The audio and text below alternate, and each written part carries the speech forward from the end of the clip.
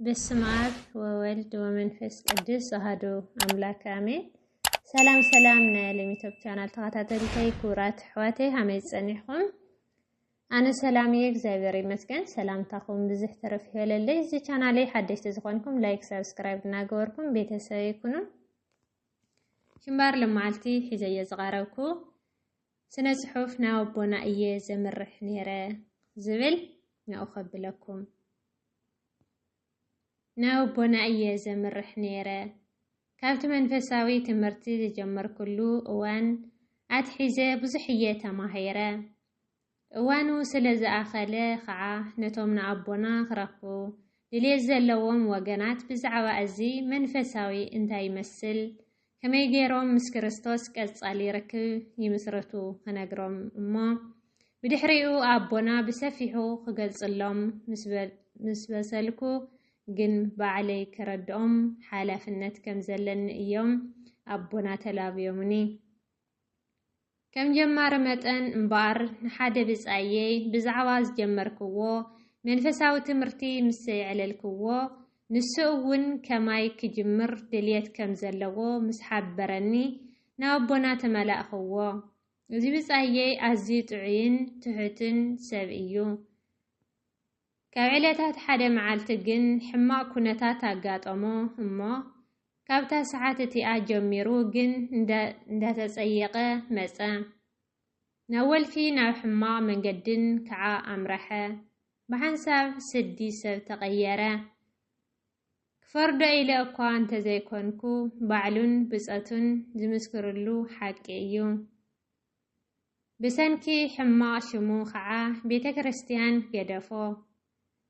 ዝገረመኒ ነገር ምስኡ ኸፍ ኢልካ ኣብ ትዕልለሉ እዋን ገርሂ ናብ ክርስቶስ ተመሊሱ ርጉእ ህይወት ክነብር ክቱር ድልየት ዘለዎ ሰብ እዩ። ከመይ ገይረ እሞ ይምለስ? ሰኣን ዓቕሊ ኩሉ ሰብ ዶ ነጸሎ? ሕማቅ ቃል ምዝራብ ብሓንሳብ ደው ኣቢሉ ክልወጥ ኣይከኣልን ንኽጥርዮ ዓመታት ዝወሰደሉ ሕማቅ ልምድታት ኣብ ደቃይቕ ክጠፍእ ኣይከኣለን። ክንደይ ግዜ ፈቲኑ እዩ እወ ግን ኣይተዓወተን። ሓደ እዋን ተዓረ ሓድሽ ሰብ ኮይነ እየ ክብል ትሰምዖ ድሕሪ ቅሩብ መዓልትታት ግና ናብ ዝነበሮ ይምለስ። ተስፋ ይቆርጽ፣ ምስ ነፍሱ ይበኣስ። እዋይ ኣነስ ርጉም ዝበሃል ዘይብለይ ንምንታይ እየ ዘይቀጸልኩ ይብል።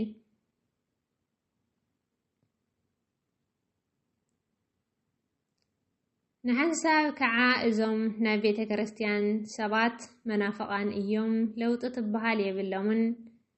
ኣብ ውሽጢ ቤተ ክርስቲያን ከምዛ ጥዕያት የገልግሉ። ካብ ቅጽሪ ቤተ ክርስቲያን ምስ ወጽ ግን ብቓሎም ገይሮም ሰብ ይዕንቅፉ። እንታይ ዓይነት መደናገርቲ ሰባት እዮም ዳበለ ተስፋ ዘቁርጽ ዘረባ ይዛረብ።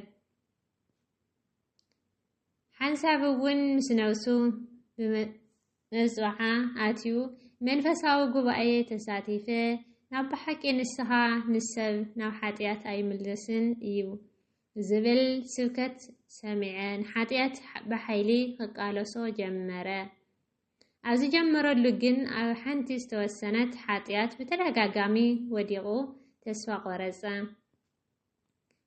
እንድሕር ናይ ብሓቂ ንስኻ ናብ ሓጢኣት ዘይምለስ ኮይነስ ኣነ ብምንስሐይ እንታይ ረኺበ እየ በለ። ጸኒሑ ግን መንፈሳዊ ህይወት ቀጻሊ ጉዕዞ እምበር ሓደ ውስን ወቕቲ ከም ዘይኾነ ምስ ተረድኦ ግን መሊሱ ተተባብዐ። ብዛዕባ ኣቦና ምስ ኣዕለልክዎ ከዓ ዝያዳ ተተባቢዑ ምስ ኣቦና ተራኸበ። እቲ ኣነ ቅድሚ ኣዋርሕ ዝጀመርክዎ መንፈሳዊ ህይወት ንሱ እውን ምሳይ ኮይኑ ክቐጽል ወሰነ። ብሓንሳብ ናብ ኣቦና እንዳኸድና ብዛዕባ መድሓኒና ኢየሱስ ክርስቶስ ንሓጣን ዘለዎ ፍቕሪ እንዳዕለልና ናብ ኣቦና በጻሕና።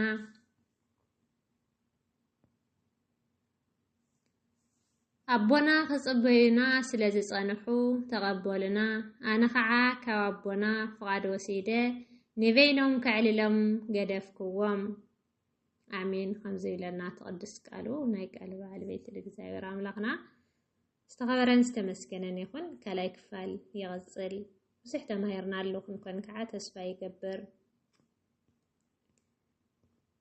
هيوات ملو አብ እግዚአብሔር ተወኪሉ እግዚአብሔር አሚኑ ስሙ ዘዊዑ ተሓዲጉ ወይሲ ሓፊሩ ዝብዛንታዶ ሰሚዕኩም ትፈልጡ እስኪ ንገሩ በዘን ዓይንትና ይረአና بزناي سمعنان اي تسحافن ايم ببنان عبوتاتنا وين كاب قدم كاتنتي اي نقرنا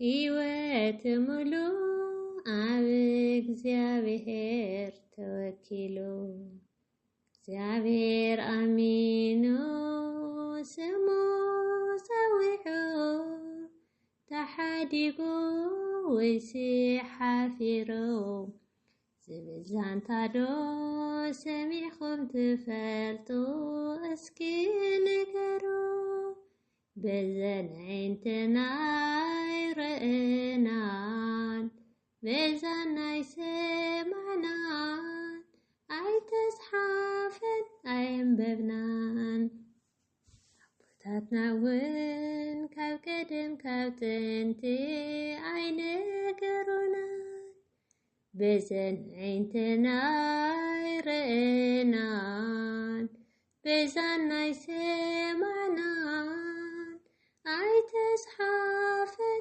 ኣየንበብናን ኣቦታትናውን ካብ ቀደም ካብ ጥንቲ ኣይነገሩናን ህይወት ሙሉ አብ እግዚአብሔር ተወኪሉ እግዚአብሔር አሚኑ ስሙ ዘዊዑ ተሓዲጉ ወይሲ ሓፊሩ ዝብዛንታዶ ሰሚዕኩም ትፈልጡ እስኪ ንገሩ በዘን ዓይንትና ይረአናን በዛናይ ሰማዕናን ኣይተስሓፈን ኣየንበብናን ኣቦታትናውን ካብ ቀደም ካብ ጥንቲ ኣይነገሩናን አሜን